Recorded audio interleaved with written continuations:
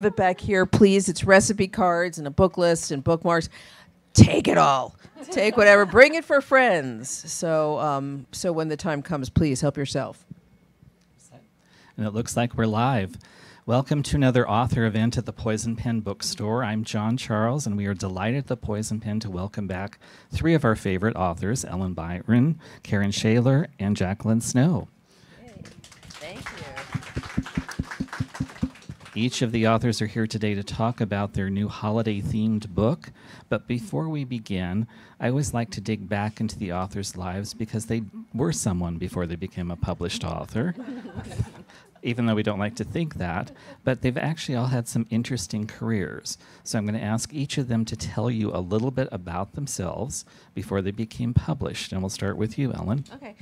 Well, originally I got a degree in acting, and then that went away pretty quickly. I became a playwright in New York, and then decided I need to make a better living. I did a lot of freelance entertainment journalism, so I met a lot of really interesting people, so that was fun. But I came out to California, I moved out, and became a TV writer. And I spent 25 years writing for shows. The ones you would have heard of would have been Wings and Just Shoot Me, Fairly Odd Parents towards the end of that run, and plenty that came and went, some very deservedly. And and I did a lot of pilots, and then eventually I segued into writing my favorite genre, which is mysteries. But the other thing that I will say that is, I joke and is on my resume, is that right after college I worked as a cater waiter for Martha Stewart. And if you have, they just reissued her book, and her entertaining, where I am on page 29, elbowing Martha out of the way. As I said, it's probably the last time anyone upstaged her. And I just on Monday we recorded a podcast where they brought together people who were there or involved with that very first book, which we didn't even know was happening at the time. So that's me. Karen. We passing the buck. I'm loud though. Hi everybody, so good to see you. So I know some of you are local, some of you have come from far, so we so appreciate that. My background, in a way, it's similar. I started as a journalist, and some of you might know me. About 12 years ago, I was here in the Valley. I worked for Channel 5. I worked for Channel 15. Do I have any military? We have a holiday coming at military? That's unusual. Somebody that knows someone in the military, I'm sure. Thank you. There you go. Thank you for your service, everyone, military families. I went with a local group into Afghanistan. We were the first journalism team in the world embedded with an Apache helicopter unit in Afghanistan. And that's where I won my Emmys. I'm a 3-time Emmy Award winner. I was also in Bosnia. And when I was local, I covered crime and investigative work. And so the irony would be that, of course, I found my kind of peace of mind watching those Hallmark Christmas movies, those feel-good movies. And so when I had an opportunity, when I left the Valley, I moved to New York City and decided to do travel. Travel was my therapy, and so was Hallmark at the time, my therapy. And so I decided to write my first Christmas movie. I just watched them and decided I can do this. I've always wanted to give back, and that became Netflix movie, their first original Christmas movie, A Christmas Prince. I then quickly did movies for Hallmark and Lifetime. We had 4 movies in 18 months, didn't know what I was doing in Hollywood, didn't have a manager and agent, didn't even know what IMDb was, and you know what that is. So I really burst in, and when I saw how much my first movie got changed as a feature writer, that's when I decided. It was funny, a director said, if you want control over your story, write the book. Because as an author, you don't have to worry about budget cuts. You can cast your own, stars. You can do it all. So if anyone has watched, I have a movie in Hallmark called Christmas Camp. I wrote the movie first. I wrote the book after. They were identical. If you read the movie and the book, they are nowhere near identical, even though I wrote both. So it kind of really shows you. I also did the same with Every Day is Christmas, starring Toni Braxton for Lifetime. I wrote the movie first and the book after. Those two are almost identical because I got to go on set and be a part of that project. And as you know, as a TV writer, you have a lot more control if you're a creator in television, what we call a showrunner, kind of the person that created the story. In feature writing, you don't. So I'm so grateful. I always wanted to be an author, even before being a TV writer. I grew up in libraries and bookstores, so I'm grateful to be here and to all the readers that are here for us. So thank you. Jaqueline. Those were both 2 introductions, very hard to follow. So just would like to throw that out. Well, you're a writer. You can make something up. Yeah, I actually... I can't even... It's like I actually hunt dinosaurs before writing. We're rewatching Jurassic Park series right now, my husband and I. So, yeah. Thank you. So, no, I actually worked in public education and was a teacher for quite some time before writing. And that is why I do have a pen name, is because I taught high school when I started writing romance. And it is open door romance. And so that my nightmare truly was like a student finding out and bringing the book to school. Like I've been out of the classroom for quite some time, and I still get nervous about it, even though that is not an issue. I still am in public education, so I still do have a day job when I write, but I work in technology. And then I coached for a long time as well. So I do write sports romances, and so that idea of coaching in sports, the teamwork, that shows up in a lot of my stories. And then if you have read Date Night in December, or if you have not, I did actually get to go through a cyber attack in my real job. And so being able to like throw little nuggets of there in that story was my version of therapy, because that was by far the most stress I've had in my entire existence. So yeah. Is it not suitable for work to define what open door romance is? What is open door romance? I've never heard that expression. Did I say it incorrectly? Open door? No, I don't know. No. Just like on page. It means the sex. love scenes Yeah. are detailed. Okay, that was my question. Thank you. So Hallmark movies are closed doors. Yes. Very close. As are my cozies. Yes, with a vault and a moat to get to them. Well, I just have to say that I'm the complete opposite, because some of the people here would know that I always say that I'm so bad at writing romance that my characters consummate the relationship between books, and every series that That's they come, I buy the books about how to write it, and then I'm like, oh, I can't read this. Okay, my next question for each of you is, when did you decide you wanted to become a published author, and what was that journey to publication like initially? We'll start with you, Jaqueline. I don't actually know when I wanted to be a writer. I do know growing up, I don't know if anyone has heard of the game Sims before, but it's like a game where you get to create characters and build these neighborhoods. I would just do that for hours and like write the most thorough backstory of every single character. And so I think that just creating, these fake people and stories, and they're always love stories too, of just like, they've been waiting to be together. And so I think from there, I'm also an avid reader. So I have just been reading, I think third grade is when I just started and just took off like Nancy Drew. And then like my grandma and I would like pass books back and forth. And then she read a ton of Harlequin. And so she would give me those in like junior high, which I don't think my mom knew about that. And so I've always wanting to write. And then for me, writing became a form of just therapy. So obviously every book is fiction, but like working through things or stressful events, I'm able to use writing and stories to kind of work through those. And so for me, I'll be honest, my writing journey is so non-traditional, and there's hundreds and thousands of rejections and being told, no, this isn't good enough. And I am just so annoyingly resilient. I was like, okay, I'll just keep trying. And so I don't know how many years ago it has been, but the first Christmas book where I came here for an event, I think 3 years ago, was my first traditional book deal, where you get to be published with a Big Five publisher and your distribution is wider. So you get to be in bookstores and Target and Walmart, which was really cool. And so that only happened to me 3 years ago, was the first one. But then I've been independently publishing sports romances for 9 years.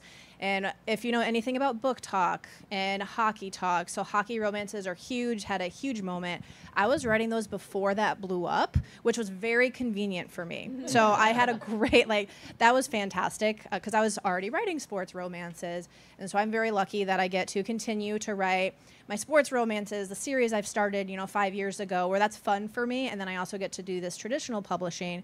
And so that's called being hybrid. So I'm a hybrid author. And I don't know if this is the time, but I also have a second alter ego where I write domestic thrillers under a different name.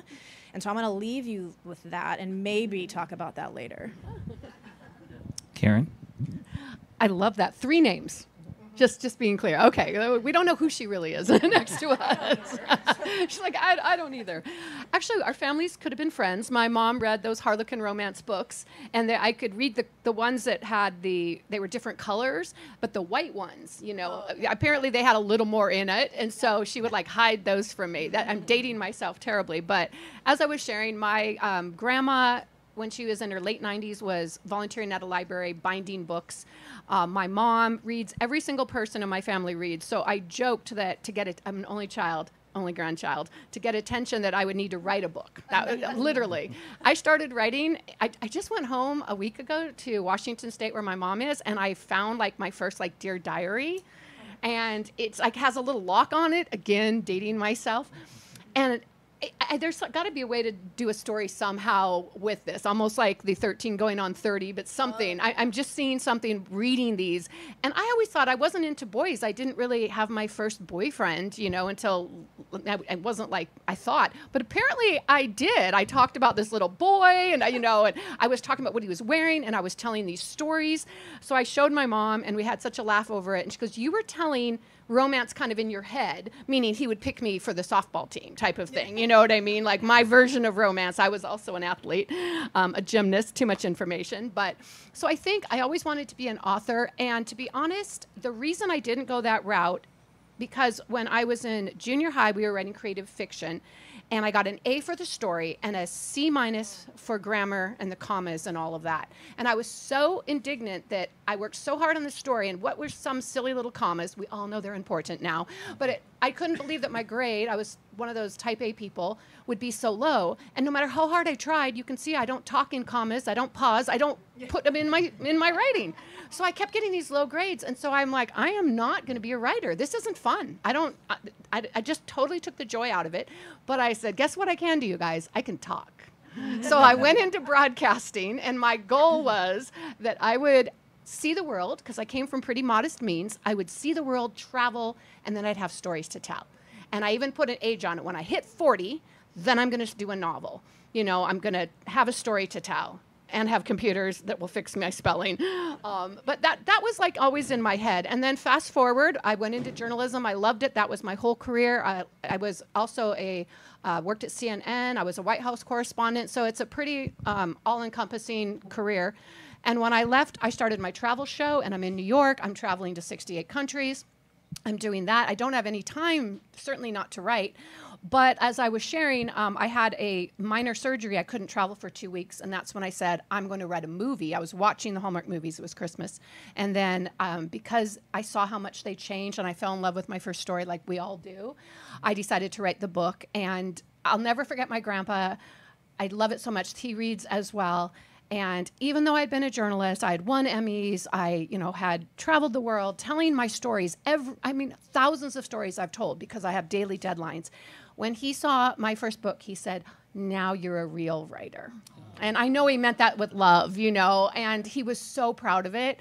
And I am so proud to be here with authors. I think of myself as a journalist and a screenwriter, and I just feel blessed that I've been welcomed into this world. And just, now I keep writing. I try to write every year a Christmas story. And last year I had a little sidebar because I broke my hand on Christmas Eve, hanging Christmas stockings, and no hot doctor in the ER. So there went that romance. Exactly. Ellen. Well, I didn't set out to be a writer, but my acting career stalled out pretty quickly because I was in New York auditioning for regional theater, and my competition for short brunette roles was Holly Hunter. So gave that up, and I began writing plays, and then, as I said, that segued into writing TV. And in terms of writing books, I always loved mysteries, and there was a drought in my TV writing career. There were periodic droughts, and I thought, well, I'm going to try writing one. And I may have told some people this before, but I was really, really mad at a writer we'd work with who backstabbed us, so I wanted to kill him. And so I thought, I'll kill him on the page. And so I was like the only professional writer in this class. It was a UCLA extension class. And so I'm very proud of myself. And everyone was reading their work. And I realized that mine was like not as good as anyone else's in the class. And it was like really a humbling experience. And I didn't think I could do it. So went back to TV. 10 years or so goes by, another drought when I had time on my hands. And I decided to try again. And it just in the way things happen in life, my daughter was taking an art class, and there was a mom in the class. Her name was Denise Hamilton. And Denise was writing noir thrillers. And I said, I'm writing something that's like not that heavy. Is there? And she was going to Thriller Fest in New York. I said, is there any kind of convention or anything that would be right for that? And she said, well, there's Malice Domestic. And Malice Domestic, for those who don't know, is every year it meets in the Bethesda, Maryland, and it's for for traditional mysteries that are, and also cozies fall into that category. It's like not gory, not, just like Louise Penny is a big Agatha Christie. So they had a contact. Went to the website and they had something for unpublished, grant for unpublished writers. And so I entered, and I was one of the 2 people who won that year. And I'll never forget, it used to be in like they had it's always in Bethesda, and they were in a hotel, a Hyatt, that all the all the like ballrooms were down in the bowels of DC, you'd 7 flights down. We would have survived a nuclear holocaust and still been reading our mysteries. So I never forget the door open, and like 500 people who all shared the same passion I did were there. It's like, this is heaven. But it was very funny because the other couple had written, it was a husband and wife team, and they had written a book where Edith Head was a protagonist. And they were introduced, yes, and they were introduced first, and the whole room went, she said, Edith Head is a protagonist, and everyone, ooh! And then they introduced me, and Ellen has a fresh take on blah, blah, and there was like golf claps, like, oh. And I called my husband, I was like, this combination of excited and upset, and weeping, and, it was 2 in D.C. and 11 in LA. He goes, well, obviously you have to remember you were in a room with 500 people who remember who Edith Head is. So I felt much better. But then it took 9 months, even though I've always had, since I was 27 years old, I've had managers or agents, and it took 9 months to get an agent, lots of like, oh, maybe, And I did realize eventually why that book I did finally find an agent, but that book never sold and never got published because I didn't know there was a cozy genre. So I was writing something that was really had a foot in 2 different camps. So the reason people were like, well, I really like the writing, but I don't know how to sell this.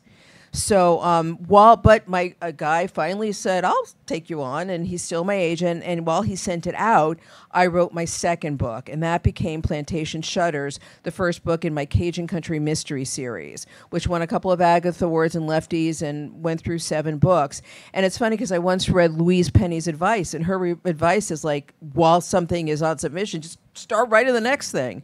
And so that really paid off for me. Okay, tell us about the new book that brought you here. What can you tell us? We'll start with you, Ellen. Crescent City Christmas Chaos is the 4th book in the Vintage Cookbook Mystery series, and which is set in New Orleans. And it was inspired, I have a hobby of collecting vintage cookbooks, and I have way too many. And the thing that's ironic, and I gave this to my character, is I'm not a big cook. And I write culinary mysteries, and like the recipes can be the hardest part for me. And my daughter's a fabulous cook, but I'm like, oh, I'm not very good at this. But I love vintage cookbooks because there's such a sociological window into that time period that it was written. Like I have books from the 30s, and it's like your budget cookbook because it was the Depression. In the 50s, I have one book that's how to keep them after you caught them. I love that. And it's like, well, of course, that's a cookbook because, that's the way to a man's heart. Through that tummy. And I just think they're and the artwork in them, I just love that. And so my protagonist, she runs a vintage cookbook in a shop that sells Miss V's Vintage Cookbook and Kitchenware, and she sells vintage cookbooks and kitchenware in the shop in a Garden District home that's been turned into a culinary house museum, honoring a late restaurateur who's inspired by Ella Brennan. Do you know Commander's Palace? And yeah. So I went to school in New Orleans, and I actually got to meet Ella a couple of times, and she and her sister were just total characters. And so now in this one, her mom and dad she was abandoned as an infant in Charity Hospital, and her mother, a NICU nurse, adopted her. And then she married a Grip who was in town, so they moved to California. And so her parents, her mom is black and her dad is Hispanic. And suddenly her parents come to town and she thinks, oh, this is a great time for me to find out more about my past. And her mother completely shuts down when she finds someone who might have a clue to it. And of course, the woman is very sketchy. And so it's Christmas. But all this is going on while Christmas is going on. And the other thing that's interesting, have you guys heard about this new cookbook called To Die For? It's recipes that are off of gravestones. Yes. We actually have a copy. Well, this book has that as a theme. Just a bee. It's like a bee story. It's like a runner through it. And when I saw that woman, the girl who wrote it, I got in touch with her, and so I had wrote a blog post with her. But like, I wrote about that. It's in the book. It's just a little thing to it, but does tie in at the end. And so it's like she's dealing with her mom and dad, who then become murder suspects, all while Christmas is going on and the prep for it. I love it. Everyone's going to run and get that one copy of the book. I'm thinking that sounds amazing. Well, I want to just start a little bit back and tell you the inspiration for mine, because that will explain a lot about the book. As I mentioned, I broke my hand on Christmas Eve hanging Christmas stockings. And so I'm in the ER, in the hallway, 8 hours, and it was very stressful. Like I said, no cute doctor. I literally thought this could be a Hallmark movie. You know, it should be. And I was looking around because I'm single. I'm looking, nothing. So, and then I was even more mad about it. Well, I thought I just broke my finger and I was going to duct tape it and get back. I was at my dad's care home trying to have dinner with the residents and all of that. So anyway, long story short, this hand injury that should have been so minor, didn't take surgery, ended up being in physical therapy 2 years. I could not write. That's why I have the lapse, only one lapse, and I could not write. I also was trying to work on a screenplay at the time. Everyone said do dictation. My brain doesn't work that way. Believe me, I tried. And it was just really hard. So during that time at physical therapy, they have a screen up, and it would just be silent that we'd be watching while you're doing your physical therapy and what have you. And there was a show called Lucky Dog. Has anyone ever seen it? Lucky Dog? It's a cable show. Okay, I'm seeing some nodding. Good. I love that. I had not seen it, and it was on silent, but what I was able to get over the many days of watching different episodes of Lucky Dog was that there were these shelter dogs, rescue dogs. A lot of them had some problems, and this dog trainer would train them specifically for a forever family. And so it would be families that maybe, I know there's one lady in a marching band, so they needed a dog that could march along and have loud music. I mean, it was the kind of some really quirky little things. So I put a pin in that. And fast forward to when I wrote go back a little bit, when I wrote the Netflix movie A Christmas Prince, it kind of blew up on Netflix. It was their first original Christmas movie, and it was a Hallmark movie that kind of landed on Netflix. So it's still clean, wholesome, closed door. I'm not doing the wrong person. You're like, what? I don't even know what that means. Wait, closed door. And so a lot of people fell in love with it. We had 2 sequels. And so people have been asking, like, how many want to see Christmas Prince 4? Any Christmas Prince fans here? Yes. Okay. Thank you. I see you behind there. I literally on TikTok and everywhere, people begging me to write the 4th one. Well, I would love to, but Netflix controls that. I don't. So I promise I'm going to tell you the plot. That'll be the short part of the story, but you'll already be so intrigued with how I got there.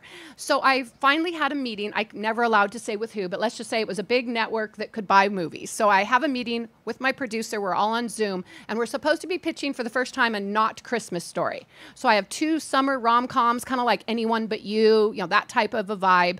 So I'm going in. The meeting had been pushed, meaning put off about 15 times.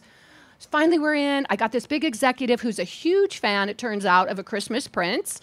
And so we're about to do this summer. I have a couple stories to pitch. When you're pitching, you always want something because you can start and they say, we already got it, before you even finish your sentence. So we're all ready. And he goes, oh, wait, before we talk about summer rom-coms, actually, I've been moved to Christmas now. What do you have for Christmas? Well, I had nothing because I had not promoted nothing that would be for that network. And so my producer goes, oh, Karen's Miss Chris, go. And so I try to hedge because I might not get a meeting again. You guys, this is like a once in a lifetime. It's taken me how many years to get this meeting? And so I said, I have dogs on almost all my stories, and I had stalked him because you should know who you're meeting with.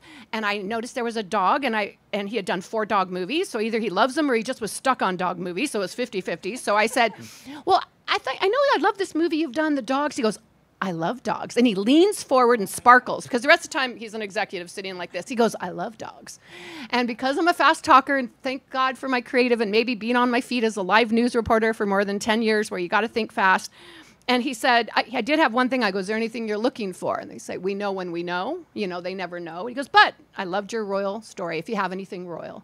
So I said, what about if we have, I said, if we did a royal story, it has to be a twist. It's everyone's the same. You know, it's a journalist or a nanny or something, and the queen doesn't want the, you know, prince or princess to marry a commoner. I go, I'm so over that. And he laughed, you know, he kind of laughed because that's kind of Christmas Prince.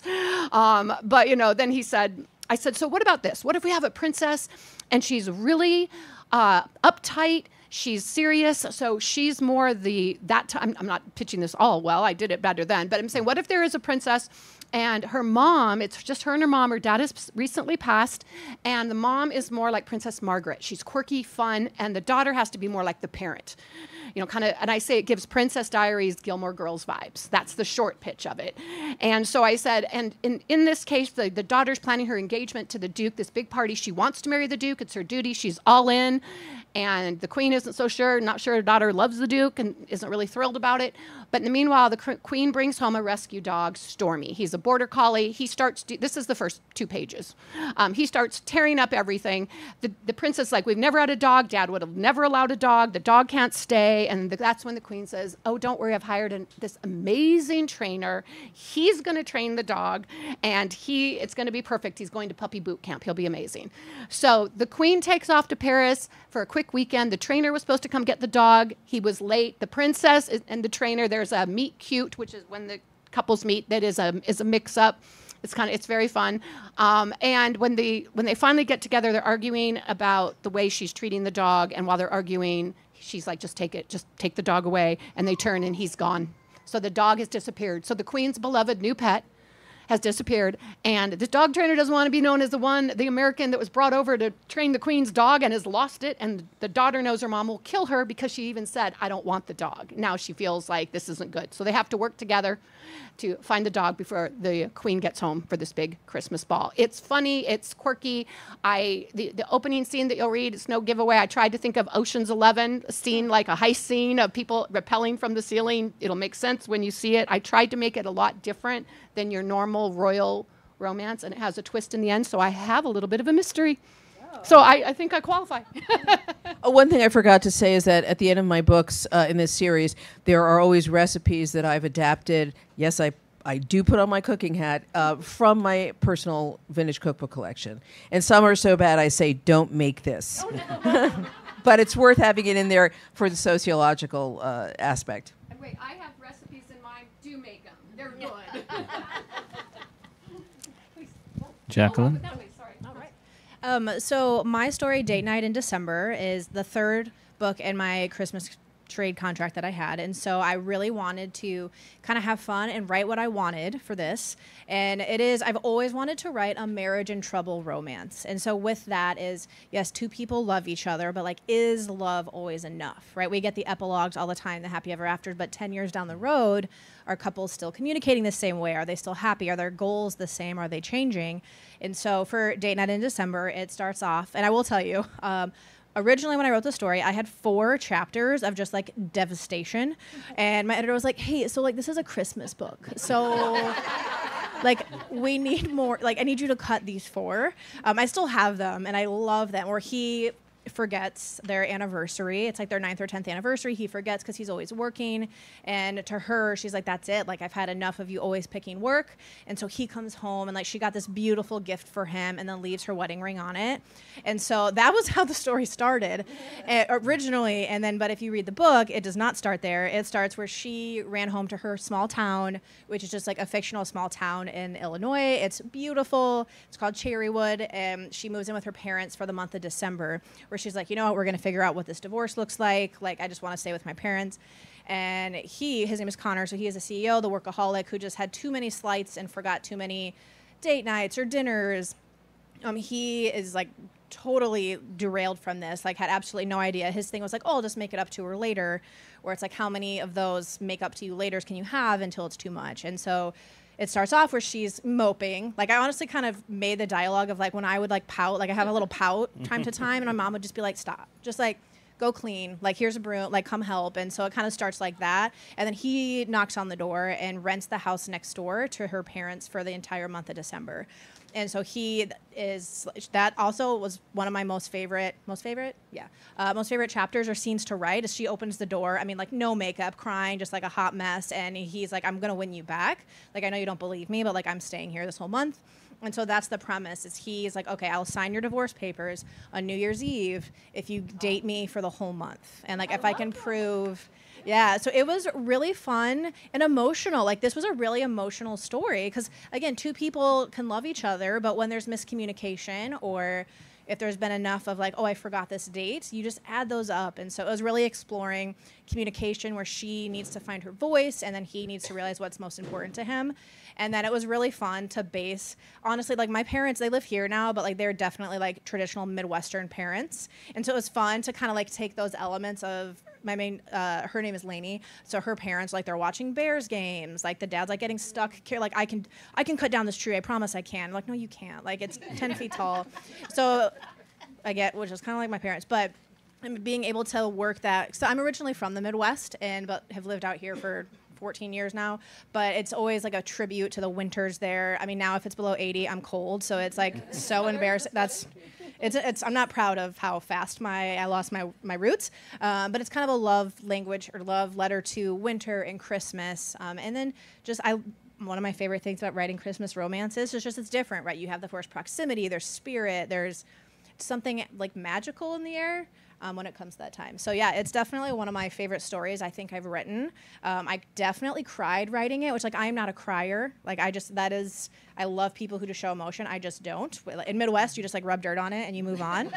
But it was a really emotional story to write. Yeah, I actually got moved writing my story, especially the mother-daughter, the adoptive mother and daughter scenes, where the mother has to confess why she's afraid of confronting this woman. But you made me laugh because one thing that joins my husband and I in our marital bond is that neither of us ever remembers our anniversary. And I had one friend who did, and she was and then she passed away. So now we're really screwed. Oh, pardon my language. Sorry.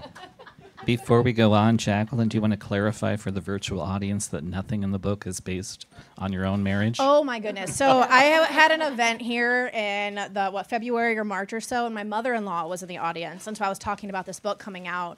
And I was like, this is not based on my real life. We nothing of it. Husband and I have been together quite some time. In June, I will have been with him half my life, which is crazy to think about. But yeah, no, she was here, and I kept looking at her. I'm like, Kathy, it's not real. Like, we're great. I promise. Yeah, that was fun. You touched upon it a little bit, Jaqueline, but this is for all of you. What is this surge of interest in holiday books, whether it's mysteries or romances 20 years ago, we'd be lucky if there was one or two published. Now they start publishing them in August, and it's an avalanche. Why do readers love them? Why do you like writing books set during the holidays? I think there's a commonality to a holiday. We all have, and it evokes a good time in our lives. I mean, generally, not always. But, like Halloween, I mean, we all have, I hated Halloween as a kid, but I loved it as a mom. Yes. Yeah. Christmas is like my favorite time of year. And I think there's just, for me, I think it's that communal excitement and escape.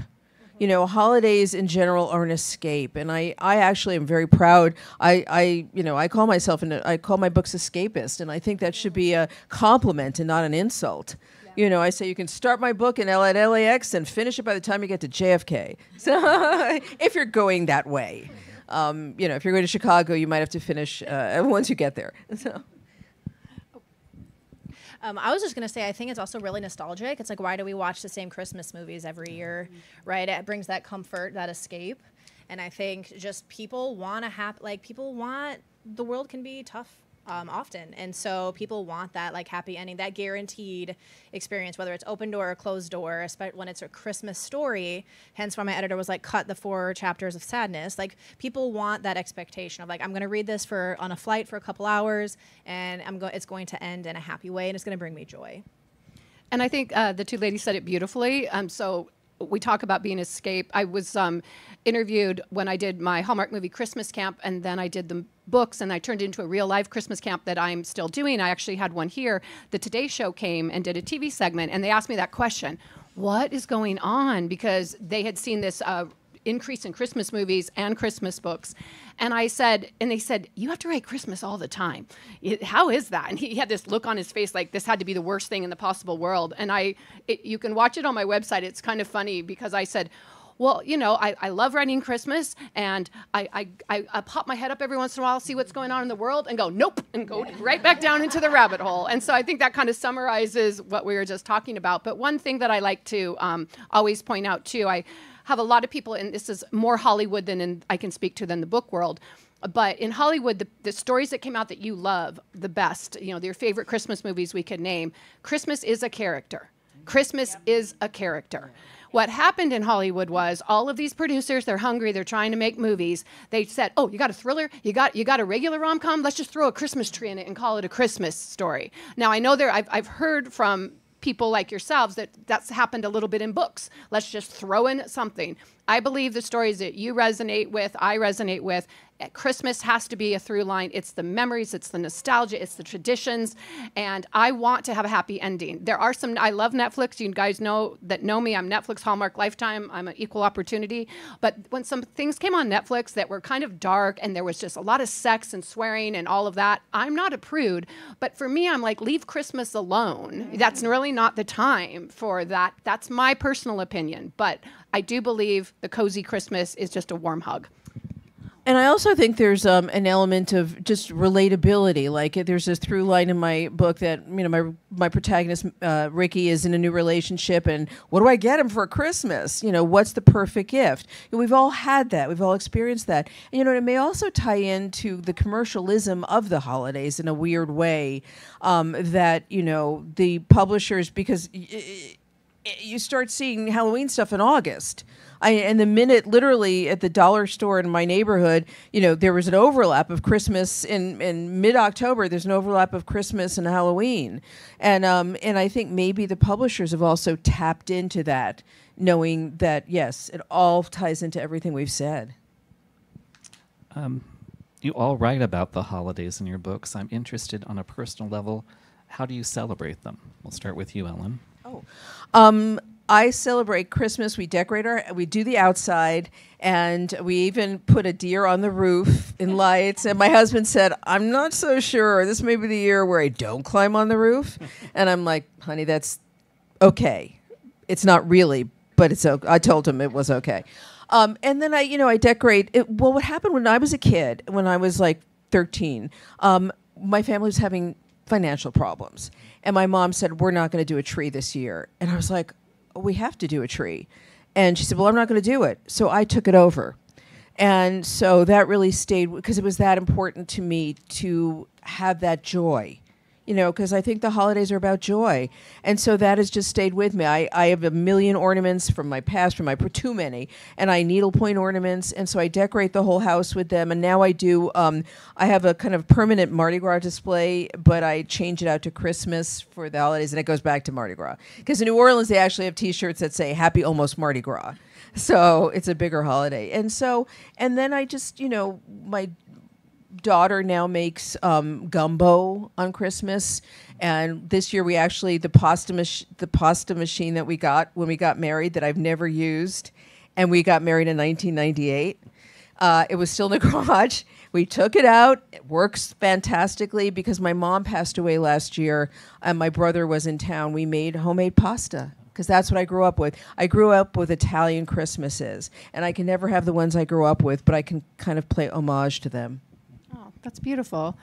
I think a lot of people are surprised. One of the first questions I got, especially from movie executives, was, wow, you must have had some amazing Christmases to write all of these magical Christmas movies. And it was actually the opposite. I had a very similar story. I was 10. It was just my mom and I. She was sad, didn't want to celebrate Christmas. And I went and got a branch off a tree, just like Charlie Brown's Christmas tree, wrapped it up, and said, we have to have Christmas. So I grew up dreaming of the Christmases that I would see on those Hallmark movies. And as an only child, I left home at 17 to be a nanny in high school so I could get residency for college in LA. And so I was always working because, again, finances. And so I would come home the week after Christmas and, you know, see my mom, see my grandparents, but it was never those big dinners. It was never anything like that. And so I think that but we had our traditions, and now my tradition the last 5 years has changed a lot. When I was in New York, I would travel, I'd go to the Christmas markets, and I would always be, and it's like my characters, I always work Christmas, but we have a special time that we will say is ours, and we definitely have certain traditions. But the last 5 years has been, I'm caregiving for my dad, the last 2 in a care home. And while that sounds really sad, the residents, one thing it's my PSA of if I leave with anyone, especially if you have a family member, a loved one with dementia or any of that, and you think they don't know you or recognize you, I can tell you that when Christmas comes, specifically, they connect to the music, they connect to the smells. Please go visit your loved ones, record something, call them on FaceTime. It means the world to them. And at first, I'll be honest, it makes me cry. It was a really rough Christmas, because I wanted it to be perfect, and I broke my hand, and even the dinner I planned for the residents, everything was, not good. But I've learned that it's the spirit, and it's family, and it's the love. And so wherever I am, and no matter what my family situation is, that's what I try to embrace. So mine's always changing. So I have 2 young kids, 3.5 and 6, and so I will say it is. You quoted earlier of just like you weren't a big fan of Halloween growing up. So having kids, I mean, I've always loved Christmas, but just on Halloween, our kids are upset. Like my kids' favorite characters are like the Nightmare Before Christmas and the Grinch. Like I love that for them, but so a lot of our Christmas plans, decorations is around the Grinch. Like our kids I mean, probably 25 times the amount of time we watched all of the Grinch movies, all 3 of them. Yeah, there's 3. Yeah, there's 3 different versions. And so for us, it is just giving a lot of opportunities for our kids to see family. I'm very fortunate. Both my parents and then my in-laws both live in the Valley. And so we do, Christmas morning at our house so the kids can open their presents. And then either my parents or my in-laws will host a dinner where we all get together.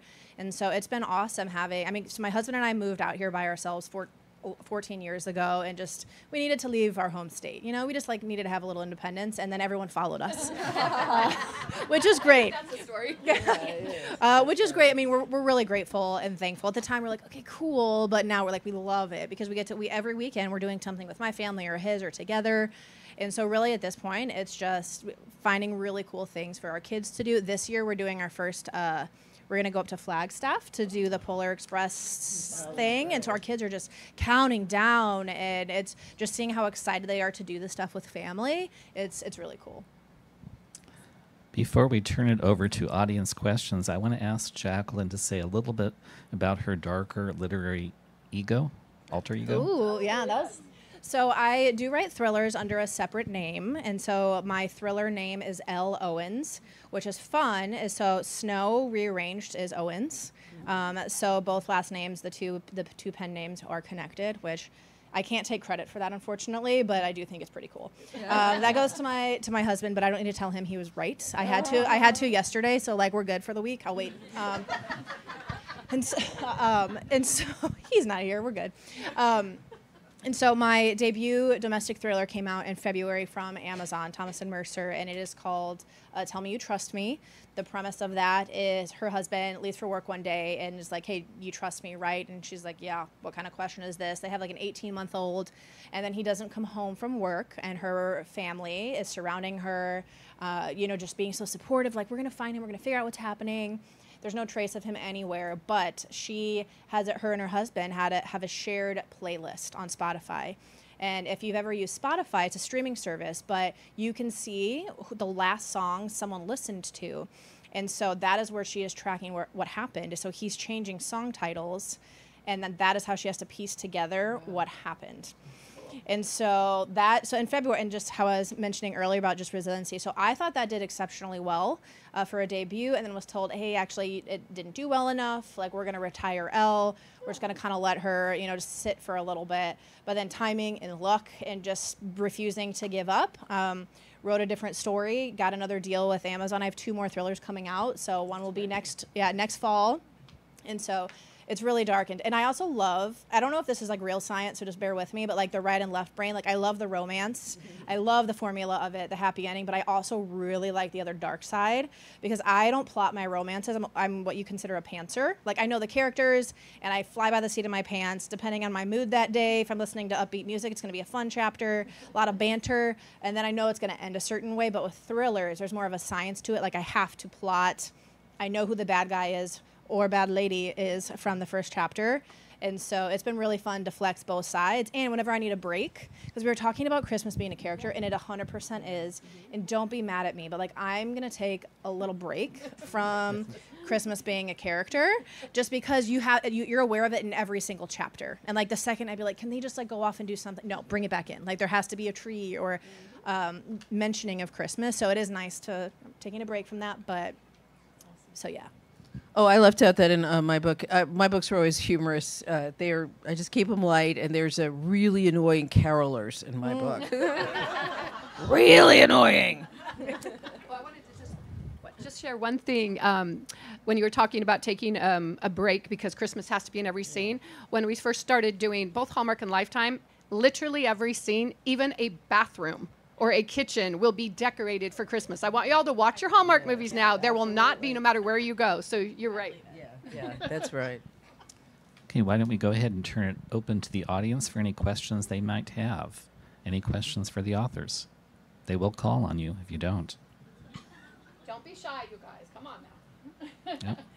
Avoiding eye contact. Okay, there's a lady. Thank you for being brave and getting us started. I'd like to ask each one of the authors, what do you think has helped you keep going? Because all writers can have that, oh, I don't know feeling. What do you think to keep going so you can continue with your series? Is there somebody in your life? Is there an organization in your life? Is there a little angel on your shoulder? What helps you keep going? Okay, the question was, what helps us keep going? As a writer. Thank you. That's such a great question. And this is going to sound very schmaltzy, but you guys. And I'm not kidding because you write very often isolated on your own. You're in your own world and your own head. And I always wait for the first review. And even though they said, you know, everybody has a different opinion, I think I'm blessed because right now I'm predominantly in the Christmas space. And most people that read Christmas books are in the same vibe and they're happy. And, you know, sure, there might be something, but the reviews have been very kind. But that means the world to me, even the feedback that maybe isn't as strong.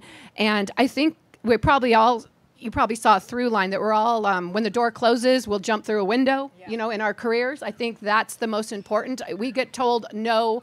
As an unrepped screenwriter, I don't have a manager and agent. I did everything on my own. Everyone, that's impossible. A woman in Hollywood, less than 8% are women. Certainly anyone over 40 goes down to 2%, writing features, breaking in.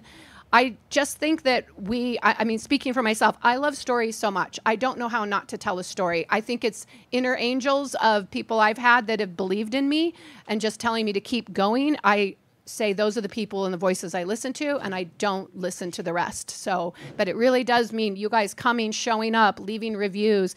Then it makes me feel like, okay, I'm touching someone. And if I touch one of you with one moment of the story, there's a lot of mother-daughter, you know, banter as well, where I say it's Gilmore Girls type vibe, then that means something to me. So thank you. Yes to all that. Also, I belong to Sisters in Crime. I belong to MWA. I have groups. I belong to a blog, Chicks on the Case. And it's become not just a work support, but emotional support. I'm going through something right now where I immediately, before I even went to my family, I went to my mystery family and said, hey, and getting all the support in the world, which is amazing. And also, sometimes it's really hard to focus. I mean, I realized as an adult that I've had ADD all my life, and I had no idea. So it's like, you know, and when you have contracts, there's no such thing as writer's block. You got to turn something in. But I did go through a period once or twice where I just couldn't see the humor going forward because of things that were happening in the world and my life. And a friend said, write 15 minutes a day. And that was like the best advice I ever got, because if you could focus for 15 minutes just on that, and then give yourself credit for the 15 minutes, not go, well, that wasn't very long. That was pretty short. Just go, yay, I did that. It will grow. And it grows and it grows. And that was incredibly helpful. And I'm not sure if that answered your question. I may have diverted, but I think that keeps me going. And also people say to me, well, when are you going to retire? I'm like, who retire? I mean, and I've heard writers. I heard Arlene Fowler once, who wrote this quilted series, very popular. She goes, I've retired. I'm like, how do you do that? It's like, I can't not write. I'll interrupt just for a second to say, I think it's also smart for an author to know if they're done with writing, rather than push through and keep producing books that are not at their level. 100% agree. Yeah. I think for me, I mentioned it earlier, I'm like so annoyingly stubborn. And so like I want to be a full-time writer. Like that is my entire goal. And so I know I have to keep hustling and writing and trying new things. I think I'm fortunate enough because I still have my day job where if I'm in like a writing rut, I can just mentally check out of being an author for 2 weeks. And then I also have young kids, so I have no time to, my life is just jam-packed every hour, and so I have to be very disciplined where I get to write 2 hours Saturday morning, 5:30 to 7:30, and if I miss, I also wake up at 5:30 a.m. I go to bed so early, wake up early because that's my only writing time. But then I have because I have the two genres is when I do get told no. So when I hit that wall writing thrillers, they're like, hey, Elle Owens is not going to write anymore. I was like, okay, shoot. Like I'm going to completely pivot to romance. And I went all in. And then while I was all in, it was like, oh, just kidding. Thriller's back. And so I'm able to kind of bounce between the two. And so that way, because it is tough. Like it is tough. And I read a quote, it's not a sprint, it's a marathon. And that so I started writing probably about 9 years ago. Most of my writing friends who started with me don't write anymore. And so because it's so, it's constant note. I do have to say, being a writer, and just because you get so many notes, it's made my day job so much easier. Because people will be like, oh my gosh, did I hurt your feelings? I'm like, no. Like, are you kidding? Someone emailed me and told me I should never write again. Like, are you kidding? Like, you can't hurt my feelings. But yeah, a lot of the authors I started with don't write, and so it's the refusing to give up. And then I also just write for fun, words that no one will ever see in like bonkers genres, just because writing is so therapeutic and fun. So I just bounce between. I wanted to add one thing about that. It's the same. A quote that I heard, it was by Randall Wallace, and I was interviewing him, and he wrote Braveheart, and he's a best-selling novelist. He's an Oscar, Emmy, he's a triple threat, bestseller. And I was interviewing him as a journalist, and he was asking me about my career, and he goes, what would you do if you knew you couldn't fail? And I said, without even thinking, exactly what you're doing. I'd write books and movies. This is when I was working at ABC 15 here. And he said, well, do it. And I started laughing. And I said, I picked my career when I was 10. I went away to, I left home at 17 so I could go to the right school, all this. And he's like, I'm thinking, this man in Hollywood's really rich. He doesn't understand the struggle, But 5-6 years later, when there was an opportunity to pivot in my career, there was an opportunity. I just literally jumped and went. I was back from Afghanistan, and I just said, I'm done. And talking about knowing when you're done, that's how I was as a news reporter. I was just done. Too much stuff, and I needed something to kind of refill myself and kind of do report on things that were more joyful and all of that. But one thing I do that's similar, and I saw Sherry, which is why I caught my eye because I just saw her. I started with a writing group every Monday, Wednesday, Friday. We're going on 2 years, 5 a.m. to 7 a.m. And we log on, and it's just intention. We say we get 60 seconds. They say, I'm working on my screenplay. I'm working on my novel. What do you plan to work on? Great. We log off. We come back at 7, and we say what we've done. And it's accountability.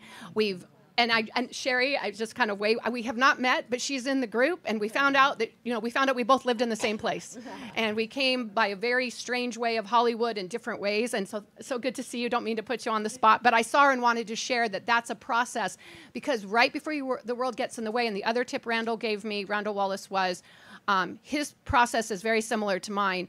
That was right before the world gets in the way. And when things happen, when I was a TV reporter and with my dad, the world starts getting in the way at 7 a.m. earlier and earlier. So if you don't have time, if you can write in the morning, or some of you that are blessed that can do the evening, that's how you can keep going without the rest of the world happening.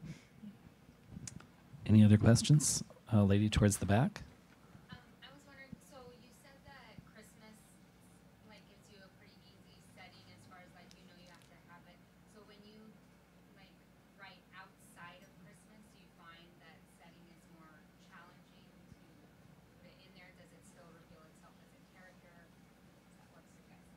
That's a really good question. For me, I don't think so, because I think Christmas is so prominent that because it has to be a character, and since I have more books that are not holiday romances, it definitely is not as important. I will say that. So yeah, I don't think the setting has the same level of importance as a character as it does for Christmas.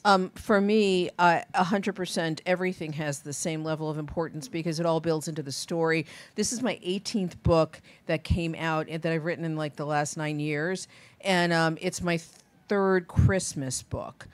So that means I've written 2 Halloween books, 3 going on it. So a lot of my books are not. I've written some Mardi Gras books. It is great to write to a holiday because it gives you that structure. But I want people to enjoy the non-holiday books and be as invested and feel like they're in New Orleans or in Gold Rush country in my Golden Motel series, or in New York with my other series. I want them to feel as committed and have the location envelop them no matter what time of year or what the holiday or non-holiday. And mine, it's a great question, by the way. I don't think I've ever been asked that, and I love that. For mine, because of the travel aspect, I always want to incorporate travel. So I see travel as the character. The destination becomes my character. So it's Hollywood always says you need strong characters lead the story, not the plot. When I started, I think of plot. I think of these really awesome plot twists. That's why in all my books, there'll be twists and turns. It's not the normal romance, and people love that. And I'm almost kind of bridging too as well sometimes. I have to be careful of that.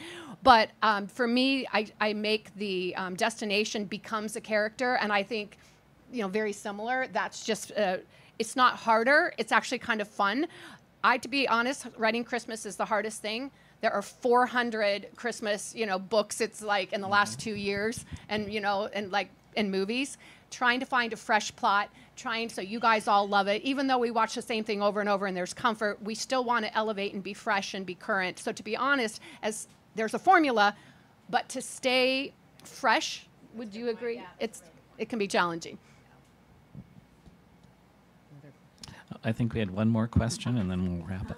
Could you tell me a little bit, each of you, about what's your hardest scene in the book to write and your easiest scene? Oh, the hardest, you want to know what the hardest scene to write a book in, hardest scene and what the easiest scene is. Do you want to start? Oh, gosh, I had to think about that. My easiest scene, even though it takes the longest to figure out, is my meet cute. That's when the couples meet, because I love it. I mean, and anything you love is going to be easy.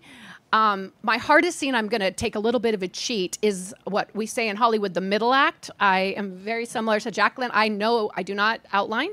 I know my beginning, I know my end. I know my character arc, I know the journey, but that middle can get lost in the mud sometimes. So sometimes I'm going to Christmas markets, doing cookies, doing whatever it might be, and I just need to continue to find a way to do the story like this, not flatline. That's my hardest part. Oh, sorry. The easiest part for me is the last scene, because I've done all the heavy lifting. So it's like, oh, just tie it up and everything's like, yay! And yeah, I think the middle, finding that, the build, and I wouldn't say it's a scene, it's the whole, but I really think that's the fun and the challenge, is to make that middle build and make that work. Man, so I think the most challenging in romance for me is actually the first chapter, because I feel like you have to nail it. Like, people's attention span is like, it's TikTok brain, right? You have like 3 pages to hook someone now before you set the book down. And so I think for me that the first chapter is the most challenging, because you're setting the stage for the whole story. But then in writing thrillers, the hardest part for me is the big reveal, only because you want to I want to explain everything, but how do you do that without just 3 pages of oh, this is what I meant in chapter 1 when I laid this clue. And so trying to have the big reveal come out, but organically, where there's action and not a lot of telling. I think the beginning is very difficult, and in this book, I actually it's Thanksgiving in the first chapter, and then we run ahead because I wanted to bring her parents in, and but yeah, it's like making that all work and keeping, especially if you write mysteries, even if it's not I don't drop the body I rarely, if ever, drop the body in the first scene. I like to develop the murder victim. All this sounds very horrific in its own way, but so I have a build, but I have to keep suspense going in those chapters. Otherwise, people will get bored, and mystery writers hey, let's go, drop that body. Yeah. So I just have to be careful about that. I was just going to mention in Hollywood, we have what's called a one sheet. And so pitching, you just want to be able to summarize. It's kind of like the back book blurb. So I might take it back. That's the hardest for me to write, the back book blurb, because we have it and we want you guys to know it. And especially the tip for your fellow writers out there is give it a rest, because when you're just done with a book trying to write it, it's impossible. You just have it all. But if you wait even a week or two, if you have that luxury, it'll be so much easier to do. And did we have a question? I think you had your hand up. Yeah, we're going to do that in just a We second. had John. We had a question on there. I just want to make sure she got her Sure, we question can do in. one more question. Okay. Thank you.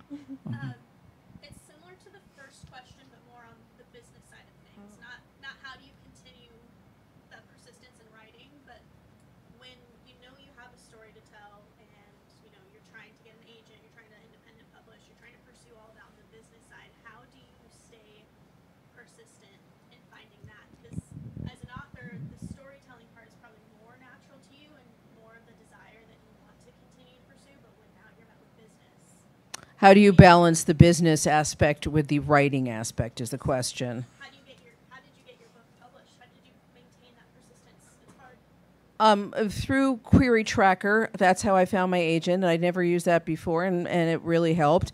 I say nowadays I have two jobs: Ellen Byron author and marketing director for Ellen Byron author, because it's fallen upon us to do so much of our own marketing. And I've said this before. For me, it's like if I approach it like a craft, then I make it fun, and I also do what I call productive procrastination, which is like my highfalutin term for when I'm too lazy or too brain dead to write. I mean, I'll create a graphic. I'll throw something onto social media. I'll think of a new angle or new swag. Please take all my swag, So it's a balancing act. And the biggest problem for me is not having that take over my writing time and my writing life. Ellen said it absolutely perfectly.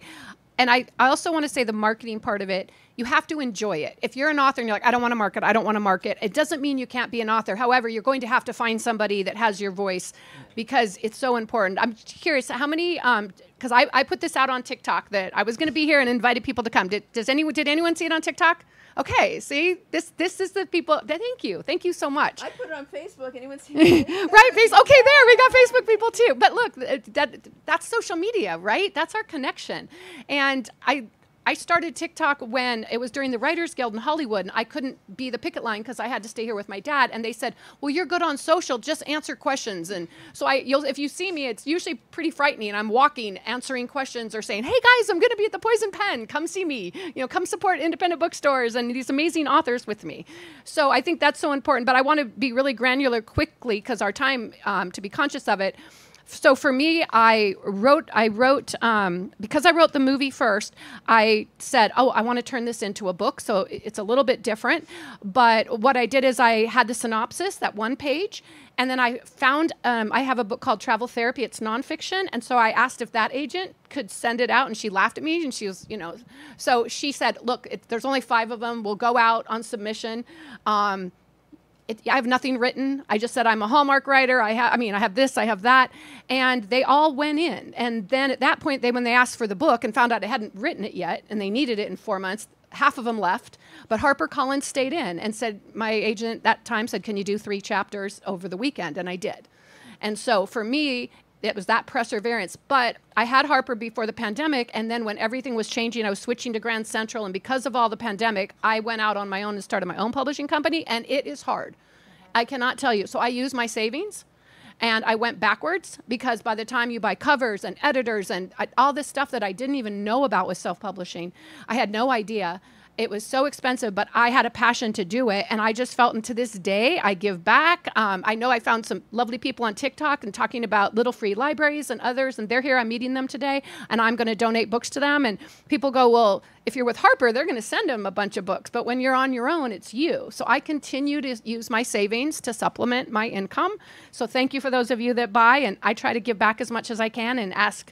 We ask for reviews, because reviews help other readers find the books. The only thing I would add to what they have shared is, so I also started my own publishing company since I do hybrid, so I do publish my own books. And I've had to become so regimented where I write Saturday and Sunday mornings, but then Sunday afternoons when I plan all my marketing for the week. And then like Monday, Tuesday is, my brain is like, I can't do anything productive authoring Monday through Friday. Like my brain is fried from just life and the grind. And so I have to be so strategic of, and I really had to learn like when my highs and lows are. Like I am so creative at 5:30 a.m. Would not have thought that. Did not know that about myself until recently. But like if I had to sit down and write a fresh chapter at 7 p.m., it would be the worst thing I've ever written. But I can go through revisions or editing it that night because that's not the, like, you're kind of following directions. Someone's giving you pointed feedback instead of creating. And so I know when my brain is most creative, and then I know I can quickly do like Instagram and TikTok when I'm watching my kids at swim lessons. And so I'm able to like cater the schedule I have to do to run a business because it is so much work all the time. And then if you take a week off, you can feel it. Like we did a family trip back to Illinois back in September, and I didn't do anything for 5 days. Could immediately tell engagement was down, page reads were down, sales were down, and so it is a constant hustle. But if you want it, you just persevere through it. I think we've all been sitting for quite a while, but before we conclude, we do have a few giveaways. So look at, if you have a signing ticket in your book, look at the number, and we're going to ask Ellen to pick some numbers. Okay. So does anyone have number 4? 4? 4? Here. That's great. Yay. Does anyone have number 15? Is there 15? Oh, yes. Oh, there you go. You get one is no salt, sugar, or fat, which sounded incredibly boring. So you also get light, fresh, and easy. Yeah. So, okay, then I have 2 more. These are from my personal collection of vintage cookbooks. They're not super old, but, that's okay. Number 20. Who has number 20? Do we have a 20? Do we have a 20? Go down in number. 19. Number 19. 18. 18. All righty, There you 18. go. That counts. You get the Sunset Chinese Cookbook. You're welcome. And then I've got one more left. So let's get number 9. Who has number 9? Did I ask for that already? You have 9. Okay, here you go. That's pizza. Thank you. You're welcome. Okay, let's go ahead and thank our authors for joining us today. They've done a wonderful job. Thank you all so much. This is the challenging part. We're going to get them situated for signing, but that's going to take a few minutes. In the process, if you can fold up your chairs, put them over on the side where the camera is, we'll get those out of the way. Thank you. My sweater kept getting caught on my waist pad, my pack, so I was like disengaging myself. That's what I was doing. Let me get my... Okay, how do we do this? They're going to, I think, yes, they're going to... Sure. I'll be on an end. Okay, I have to take this sweater off. It's really hot. We're going open door over here. Close are coming up. I was actually going to bring some books to give away. I didn't know we could, so that's awesome to know. Oh, thank you for doing that. That's so sweet. It makes me always, want to some comfort. And then I was like, So there were good books. So that's yes, I know. So, thank you. Yeah, no, I'm always, I can't stop buying these books, but I really need to keep them all. That's so generous of you. I love that you have Microphone out here.